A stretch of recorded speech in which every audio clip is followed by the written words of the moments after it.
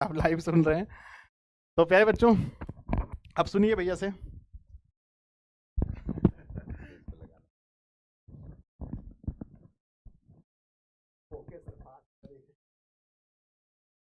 नमस्कार। देखिए, मैं आपके सर की तरह बहुत एक्सपर्ट तो हूँ नहीं, ना ही कभी ऑनलाइन क्लास लेता हूँ, इसलिए मुझे मालूम नहीं है कि कैसे माइक लगाया लगाया जाता है। और बहुत खुशी की बात है कि आप लोग इतने सारे लोग और सर को बहुत ज़्यादा चाहते भी हैं, मेरे छोटे भाई जैसे हैं। तो अभी आया था। देखिए क्या है कि 12th तो हमने भी किया है, और हमारी खुशकिस्मती है कि साइंस स्ट्रीम से किया था, अभी इंजीनियर भी हूँ।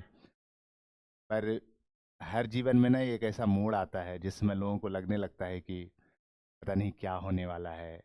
एक महीना जब हम लोगों का भी एग्ज़ाम बचता था तो इतनी ही परेशानी में रहते थे, लगता था कि पता नहीं क्या होने वाला है, कैसा होगा, नहीं होगा। तो ज़िंदगी में जो सबसे अच्छी चीज़ क्या है ना, कि एक्टिव से भी ज़्यादा लोगों को पैसिव पावर की ज़रूरत होती है। एक्टिव पावर तो अभी आपके सर आपको पढ़ा रहे हैं, लेकिन जो पैसिव पावर क्या है ना, वो माइंड आपका जो है, ब्रेन कितना ज़्यादा स्ट्रांग है, उस पे डिपेंड करता है कि आपको कहाँ जाना है, किस तरह से आपको आगे निकलना है। अभी क्या है कि 1 महीने का समय है। 1 फरवरी को एग्ज़ाम है। तो 1 फरवरी का समय बचा हुआ है।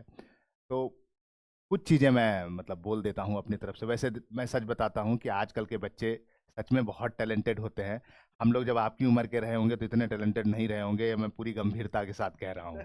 लेकिन फिर भी चूंकि आपसे उम्र में बड़ा हूँ और आपसे पहले पैदा ले लिया हूँ, तो कभी कभी क्या होता है, बड़ों को ये मन करता है कि हाँ चलो छोटे बच्चे हैं तो ये बता देता हूँ। तो कभी भी यदि जीवन में ये लगे कि ये संभव नहीं है, इतना नंबर लाना संभव नहीं है, इतना समय पढ़ना संभव नहीं है, तो खुद में एक बार बैठिएगा और कहिएगा कि हर चीज़ संभव है। ज़िंदगी में कोई ऐसी चीज़ ही नहीं है जो असंभव है। और यदि उसके बावजूद भी आपको लगे कि ये संभव नहीं है, तो ये जो संजय सर है ना आपके, उसका फोटो बड़ा सा डेस्कटॉप पे लगा के देखिएगा। जब इसके जो जीवन की गाथा है ना, वही ये बताता है कि कैसे असंभव को संभव किया जा सकता है। तो क्या है कि अभी बहुत ज़्यादा समय है। एक बम्बू ट्री की एक स्टोरी है, चाइनीज बम्बू ट्री। आप जब जानते ही होंगे, वैसे मैं फिर भी बता देता हूँ। चाइनीज बम्बू ट्री में क्या होता है कि 4 साल तक आप उसमें जब पानी देते हो ना, तो पौधे का जो है ना, एक दो पत्ता भी नहीं निकलता। पानी दे रहे हो, आपको लगेगा कि क्या कर रहे हैं हम 4 साल से। और जो 5वां साल होता है ना, उस साल में 90 फीट की ऊंचाई प्राप्त करता है। 90 फीट। तो क्या है ना कि आपसे मैं ये पूछना चाहता हूँ कि वो 1 साल में वो वृक्ष जो है 90 फीट लंबा हुआ, या 5 साल में? तो आंसर आएगा 5 साल में। ये जो 4 साल का मेहनत है ना, वो दिखता नहीं है। ये वो समय है, आपके बीजारोपण का समय अब शुरू होता है। और 1 महीने में इतिहास लिखा जा सकता है। 1 महीने में आदमी 0 से 100 नंबर तक की यात्रा कर सकता है। और बड़े बड़े विद्वान भी कह गए हैं कि 21 दिन का यदि आपके पास समय है, आप बड़ा से बड़ा टारगेट ले लीजिए, पर्वत तोड़ने का टारगेट ले लीजिए। यदि 21 दिन का समय है, 21 दिन करने के बाद जो है आप पृथ्वी पलट सकते हैं, आसमान बदल सकते हैं, आप जो चाहें वो कर सकते हैं। तो अभी तो बहुत समय है।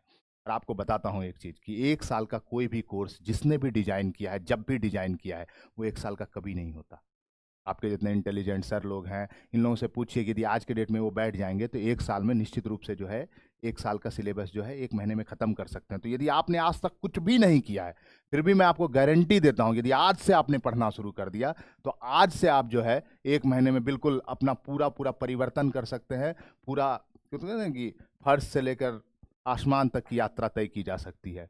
जब जीवन की सारी दिशाओं में तुझको अंधेर दिखे, राह देखने में कठिनाई, निर्णय लेने में देर लगे, जब कोई तुम्हें इतिहास बताकर वर्तमान पर वार करे, अरे ये पहले पढ़ने में अच्छा था, अब ये अच्छा नहीं है, इसका इतिहास भले अच्छा है पर भविष्य अच्छा नहीं है। जब कोई तुम्हें इतिहास बताकर वर्तमान पर वार करे, जब कोई तुम्हें छोटा बतलाकर निंदा में बातें चार करें, तब एक सहारा बस मेहनत, मेहनत मेहनत दिन रात करो, सब सम्मान में घुटने टेके, कीर्ति तुम इतनी विराट करो। सब सम्मान में घुटने टेके, कीर्ति तुम इतनी विराट करो। और कुछ भी असंभव नहीं है मेरे दोस्त, कुछ भी असंभव नहीं है। आपको पता है, जो ये जो KFC के जो फाउंडर थे, 60-70 साल, 1,000 से 3,000 रिजेक्शंस, उसके 65 रेसिपी बनाई थी, हर जगह रेसिपी को रिजेक्ट किया गया है, and he is one of the biggest founder in the history of the world. तो ये क्या है ना कि इतिहास ऐसे ही लोग लिखते हैं। इतिहास कैसे लिखते हैं कि धागों के संग पतंगों की, ये जो मन पतंग की एक कविता है उसकी 4 लाइनें बोल देता हूँ कि धागों के संग पतंगों के निश्चित जीवन की रेखा है। आप सबों ने पतंग उड़ाया होगा, तो पतंग कहाँ तक जाता है? जहाँ तक धागे की लंबाई होती है। तो धागों के संग पतंगों के निश्चित जीवन की रेखा है, कट गए पतंगों को हमने महलों में गिरते देखा है।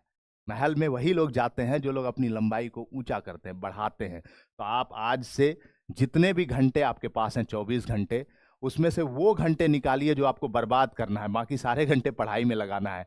और जब वो घंटे आप निकालेंगे जो आपके बर्बाद होते हैं, तो वो बर्बाद वाले घंटे नहीं होने चाहिए। आवश्यकता, जिसकी बहुत नितांत आवश्यकता है, सिर्फ उतनी ही चीज़ों पर जो है आपको समय खर्च करना है, बर्बाद करना है। बाकी आप 1 महीने सिर्फ पढ़ाई, सिर्फ पढ़ाई, सिर्फ पढ़ाई। और अंत में मुझे लगता है कि समय लगभग नहीं, कोई दिक्कत, आप बोले।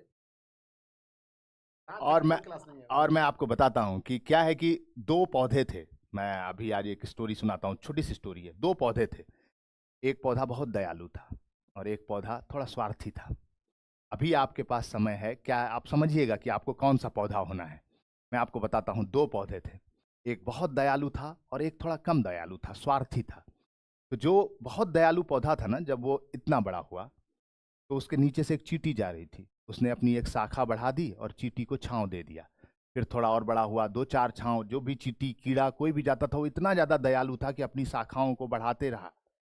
और जो एक दूसरा पौधा था जो उसके 10 फीट 20 फीट दूर था, वो अपने प्रति कि मेरे फुनगी को ऊपर जाना है, उसके पीछे लगा हुआ था। उसने किसी चींटी, कीड़े, किसी के दयालुता पे कोई ध्यान नहीं दिया और अपने ऊपर केंद्रित रहा, अपने विकास के ऊपर केंद्रित रहा। 10 साल बाद जो बहुत दयालु पौधा था ना, वो झाड़ी बन गया, और जो स्वार्थी पौधा था ना, वो बहुत बड़ा वृक्ष बना।